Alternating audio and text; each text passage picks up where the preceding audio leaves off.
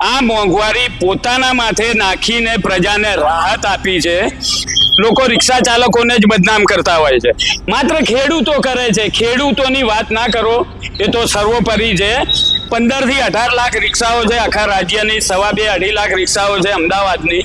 એ લોકોને કેટલું બધું નુકસાન થતું હશે અત્યાર સુધી. આ વારે ઘડી અદાણી વાળો આટલો અબજોપતિ છે, વારે ઘડીએ પૈસા વધારે કરે છે, એને કઈ કમી છે નહીં. જે મિનિમમ ભાડું હતું 20 એનું 25 રૂપિયા કરવામાં આવ્યું છે અને પર કિલોમીટર જે 15 રૂપિયા હતા એને 20 કરવામાં આવ્યું છે. એમ ને જે મોંઘવારીનો માર અને છેલ્લા 4 વર્ષથી જે ભાડા વધારો કરવામાં નથી આવ્યો, કોઈ કાયદા કાનૂન પર રહે નહીં. ટેક્સ લેવામાં આવે છે, ટેક્સમાં ઘટાડો કરવામાં આવે. ખાસ કરીને સીએનજી ની અંદર વારંવાર ગેસના ભાવ મહિનામાં 4-5 વાર વધી ગયા ભાવ.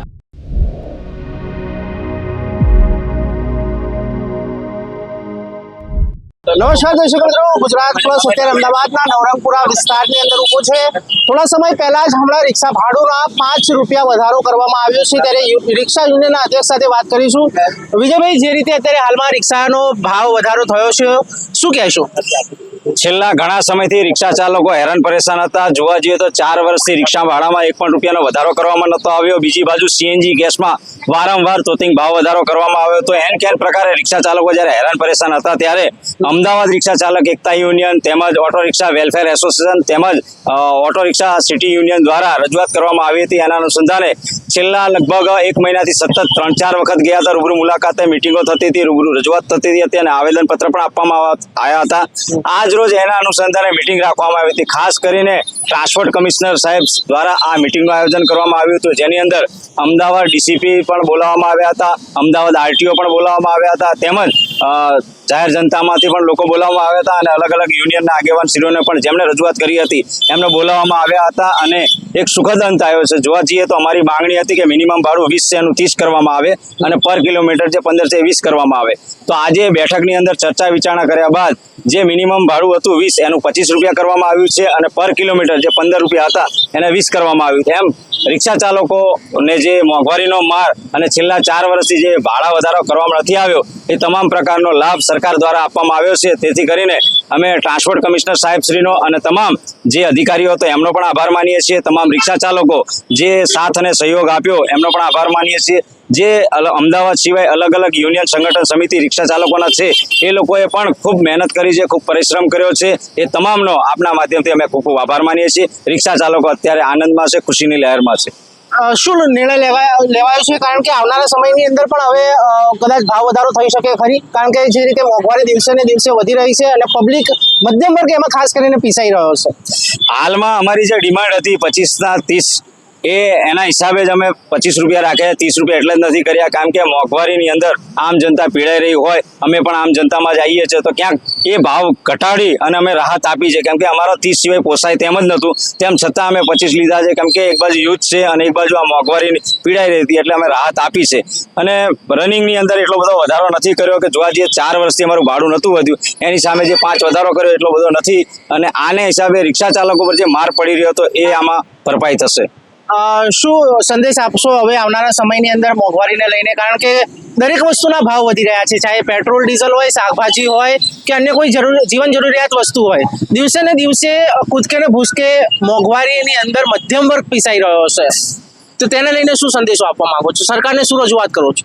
સરકારને આપણા માધ્યમથી એટલી જ વિનંતી છે કે જે ટેક્સ લેવામાં આવે છે, ટેક્સમાં ઘટાડો કરવામાં આવે. ખાસ કરીને સીએનજી ની અંદર 19% ટેક્સ લેવામાં આવે છે. ટેક્સમાં ઘટાડો કરે તો 100% સીએનજી સસ્તું થાય.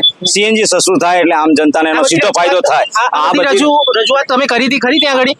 આ રજૂઆત અમદાવાદ આરટીઓ હોય, વાહન વ્યવહાર કમિશનર હોય, વાહન વ્યવહાર મંત્રી હોય, છેક મુખ્યમંત્રી સુધી આની રજૂઆતો અમે લેખિતમાં અને મૌખિકમાં પણ કરી છે કે આ રીતે ઘટાડો કરી અને આમ જનતાને ફાયદો, આનો બેનિફિટ મળી શકે છે.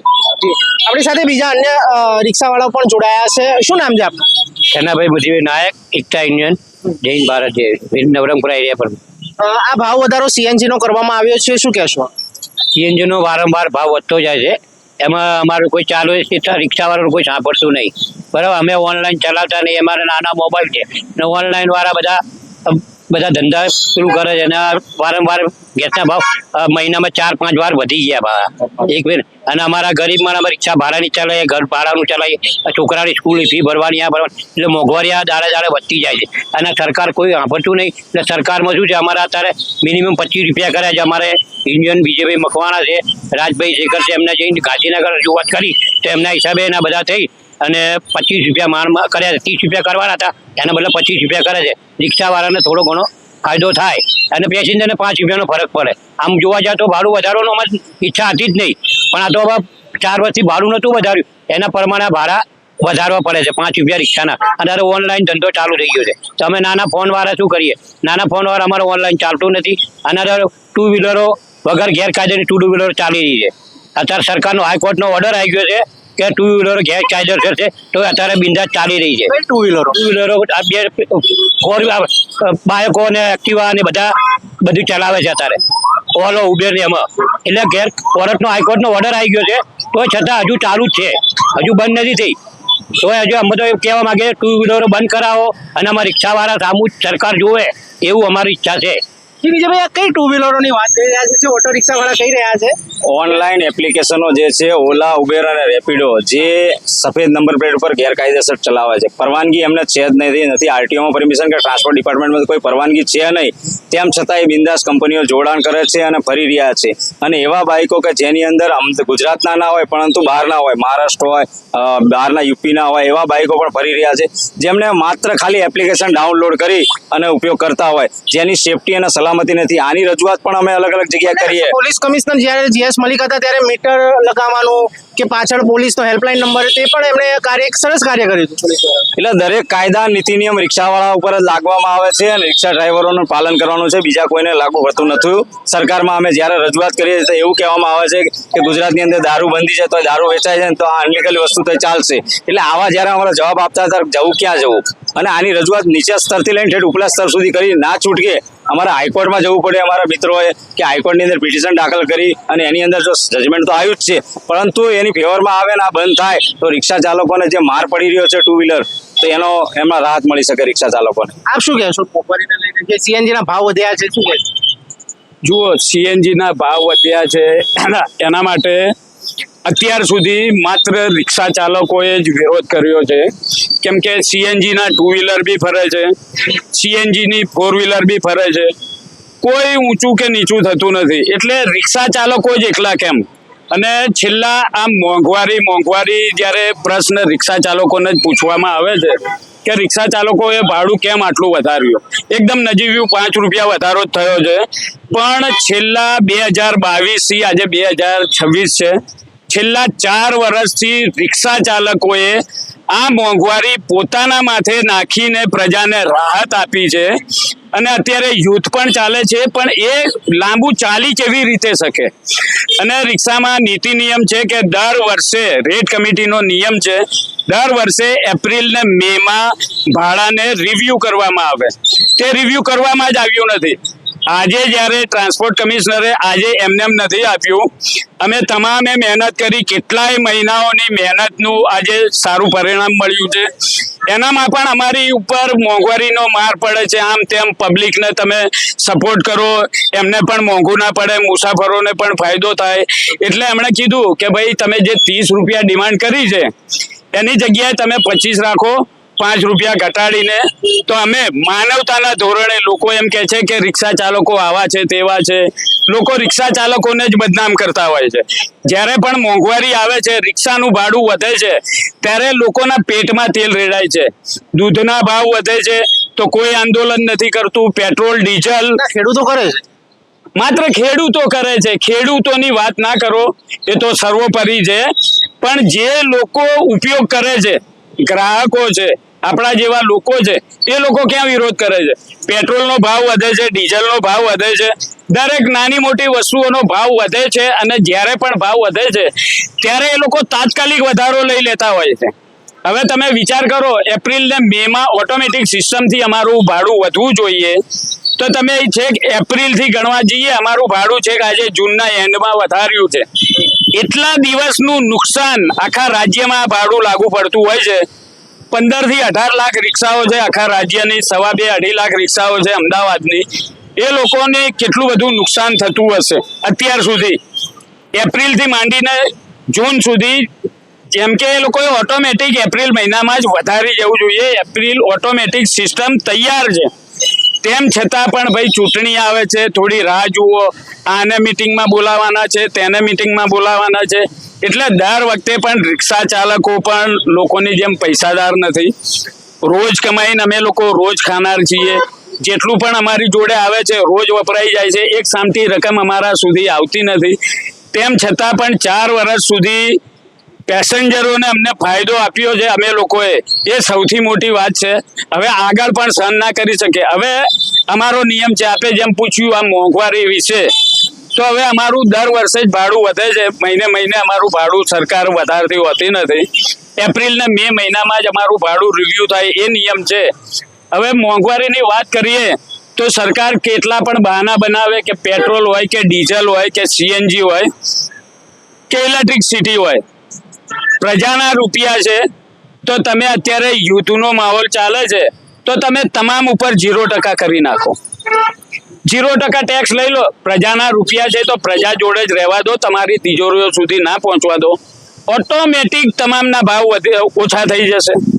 પેટ્રોલ ડીઝલ ને સીએનજી નો ભાવ વધે છે ત્યારે ટ્રાન્સપોર્ટેશનનો ખર્ચ વધી જતો હોય છે, ત્યારે અનાજ પાણી ને તમામ વસ્તુઓનો ખર્ચ વધી જતો હોય છે.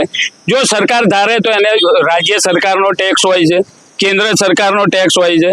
એટલે આમ જોવા જઈએ તો 0% કરી નાખે, થોડા મહિનાઓ માટે, થોડા દિવસો માટે, પણ કરીને બતાવો. એ પ્રજાના જ રૂપિયા છે, પ્રજા જોડે રહેવા દો, પ્રજાને રાહત થશે. તમામ વસ્તુઓમાં ઘટાડો થઈ જશે. અને જ્યારે તમને જરૂર પડે કે ના ભાઈ હવે બધું સારું થઈ ગયું છે, યુદ્ધ ખતમ થઈ ગયું છે, ત્યારે તમે ધીમે રહીને વધારો ને. પણ આ જ્યારે સરકાર ઓછી કરી નથી શકતી, અને તમે માનશો કે આ અદાણી અબજોપતિ છે, અદાણી અબજોપતિ છે, જ્યારે સીએનજીમાં એ 1-2 રૂપિયા મહિને વધારતો હોય, એને નુકસાન થતું હોય એવું એ કહેતા હોય છે અને વધારતા હોય છે. તો અમે તો રોજ કમાઈને રોજ ખાવા વાળા છે, અમારે કેટલું નુકસાન જતું હશે. 2027 નો આની ઇફેક્ટ પડશે વિધાનસભા? એ તો હાલ અમે કહી ના શકીએ, પણ સરકાર જોવે. હું તો બસ એ જ કહેવા માંગુ છું કે સરકાર પ્રજાએ બનાવી છે, એટલે પ્રજાને ખાલી આ પેટ્રોલ, ડીઝલ, એલપીજી હોય, સીએનજી હોય કે ઇલેક્ટ્રિસિટી હોય, આ 3 વસ્તુમાંથી ટેક્સ થોડા દિવસ પૂરતો કે થોડા મહિનાઓ પૂરતો નાબૂદ કરે, પ્રજાની વાહવાહી લે, તો સરકારને 2027માં જરાય તકલીફ નહીં પડે. પ્રજાના પૈસા છે, પ્રજા જોડે થોડા દિવસ તો રહેવા દો. આપ શું કહો છો? सर मेरा तो एक ही मांग है, 2 व्हीलर तो चालू है, बेकायदे से चालू है. हर स्टेशन पे लोग क्या ऑनलाइन बुकिंग का धंधा करते हैं, अलग से पर्सनली पूछते कस्टमर कहाँ जाना है. 2 ने 3 कस्टमर पर उनको भी कोई कायदा कानून नहीं है, उनको भी कायदा कानून का ट्रांसपोर्ट तो बाइक तो है नहीं, किसी गाड़ी का नंबर प्लेट भी नहीं है, ऊपर से लगेज भी रहता है. तो भी जबरदस्ती 200 जगह 400 रुपये मांग के बैठे, पब्लिक को पैसा देती है और रिक्शा वाला 50 रुपये ज़्यादा मांगता है. तो उनको सीधा बोलते हैं मेरे को इतना पहुंचाता नहीं, सीधा बाइक पे बैठ के जाते हैं. ऊपर से इनको ट्रांसपोर्ट बाइक है तो हेलमेट भी नहीं है, कोई कायदा कानून के ऊपर है ही नहीं. काफी टाइम से बोलते आ रहा हूँ, उनको भी जैसे रिक्शा वाले के ऊपर है, गाड़ी पासिंग है, इंश्योरेंस है, बीमा है, सब हम लोग ओके रखते हैं. तभी रिक्शा वाले को पकड़ के 1500-2000 रुपये फाइन रनिंग में मार देते. ये कायदा कानून तो रुकना चाहिए. तो मेरा बोलने में तो ये कि जो 2 व्हीलर चालू है कायदे से पीली प्लेट लगावे, नहीं तुमको जो ऐप है उनको बंद कर दे. तो ये हमारे बोलने में तो ये है कि और जो अभी 28 रुपया सीएनजी का भाव था, अभी इसमें क्या चल रहा है, अभी जो भाव बढ़ा है मीटर का, मीटर तो काफी बढ़ती नहीं है. अभी एक कस्टमर आया जहाँ उनको मीटर भाड़ा बोला 100 रुपये का, तो वो बोलती मैं 100 रुपये में स्पेशल में आया था. तो बोलने मतलब का मीटर में तो एकदम सारू काम है, मीटर जो भाड़ा होता है तो वो एकदम सही है. यही बोलने में चाहूँगा जो 2 व्हीलर चल रहा है वे कायदे से चलाए, नहीं तुमको 2 व्हीलर एप से हटावा दिया जाए. यही बोलना चाहूँ. जय हिंद, जय भारत. આપ શું કહેશો? જે રીતે બીજા બી રિક્ષા ચાલક આપણી સાથે જોડાયા છે, જે રીતે આજે ભાવ વધ્યો છે 5 રૂપિયા રિક્ષાનો, શું કહેશો? એક મધ્યમ વર્ગ પીસાઈ રહ્યો છે, કારણ કે કહેવાય છે એમ કે લોકો પિઝા ખાવા માટે 500 રૂપિયા ખર્ચી નાખે છે, પણ શાકભાજીના ને એના ભાવ સેજ 2 રૂપિયા કે 5 રૂપિયા વધે છે, એમાં મોંઘવારી નડે છે. કઈ રીતે જુઓ છો આ સ્ટેટમેન્ટને?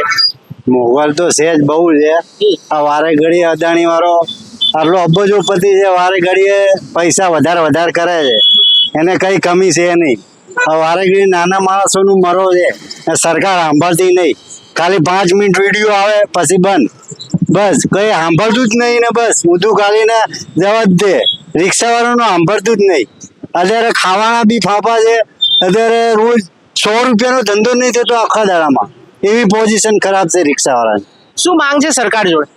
આ સીએનજી માં ભાવ ઓછો કરે સીધા, અને તો રિક્ષાવાળાને થોડું ચાલે. રોજ ટકોટક કમાઈને ખાવાના છે રિક્ષાવાળાને, બહુ તકલીફ છે. વિજયભાઈ, એક અંતિમ પ્રશ્ન, મોંઘવારીની વાત ચાલે છે. મેં જે રીતે ભાઈને વાત કરી કે ભાઈ લોકોને 500-1000 રૂપિયાનો પીઝા નથી નડતો, લોકો ગાડીઓ પણ છોડાઈ રહ્યા છે, નવી નવી લોકો પ્રોપર્ટીમાં ઇન્વેસ્ટ કરી રહ્યા છે, પણ શાકભાજી, દૂધ અને એમાં ભાવ વધે છે, પેટ્રોલ ડીઝલના ભાવ વધે છે, જીવન જરૂરિયાત બધી વસ્તુઓ છે. શાકભાજી પણ જીવન જરૂરિયાત, દૂધ પણ જીવન જરૂરિયાત, પેટ્રોલ ડીઝલ પણ જીવન જરૂરિયાતની વસ્તુ છે. તો સીએનજી અને પેટ્રોલના ભાવ વધે છે, આ બધા ભાવ વધે છે તો લોકોને તકલીફ થાય છે. લોકો 1000 રૂપિયાના પીઝા ખાઈ આવે છે, એનું કંઈ નહીં. એ તકલીફની વાત છે કે ખરેખર જે મધ્યમ વર્ગ ને નાના વર્ગ છે એ લોકોને તકલીફ ના પડવી જોઈએ. કારણ કે તેલનો ભાવ ગણો તો બધા માટે સરખો જ છે. કરોડપતિ હોય તો એની માટે જ ભાવ છે, રોડ ઉપર હોય તો એનો જ ભાવ છે. એટલે કંઈક એવી સિસ્ટમ બનાવવી પડે કે જેના થકી સામાન્ય નાના માણસને તકલીફ ના પડે. એનો એક જ રસ્તો હતો કે ભાઈ ટેક્સમાં હાલ યુદ્ધ ચાલી રહ્યું છે અને એક બાજુ મોંઘવારી બધી બાજુ વધી છે. એક ખાલી પેટ્રોલ ડીઝલના ભાવ વધે એટલે ટ્રાન્સપોર્ટેશનના વધે એટલે સમજી લો બધાના ભાવ આવવા.